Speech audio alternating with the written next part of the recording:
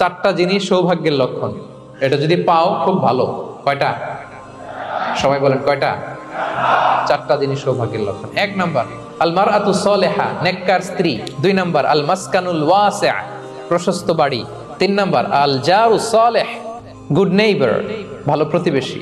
চার নাম্বার আল মারকাবুল হানি, মানে ভালো বাহন বা যানবাহন। এই চারটা থাকলে এটা একটা সৌভাগ্যের আলামত, খুশনসিব।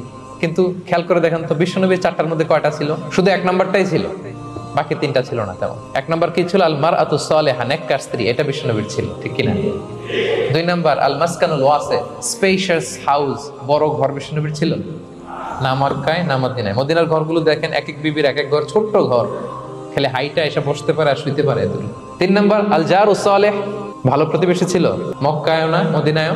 মদিনায় গেলেন, আশেপাশে ইহুদিরা থাকতো, বনু কাইনুকা, বনু কুরাইজা, বনু নাদির। তাদের ষড়যন্ত্রে একটা রাতও শান্তিতে ঘুমাইতেই পারে নাই। চারটা জিনিস সৌভাগ্যের লক্ষণ, এটা যদি পাও খুব ভালো। কয়টা?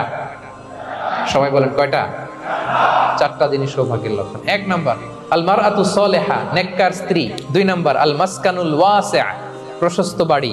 তিন নাম্বার আল জারু সালেহ, গুড নেইবার, ভালো প্রতিবেশী।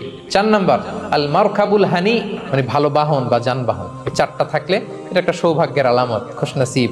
কিন্তু খেয়াল করে দেখেন তো বিশ্বনবীর চারটার মধ্যে কয়টা ছিল? শুধু এক নাম্বারটাই ছিল, বাকি তিনটা ছিল।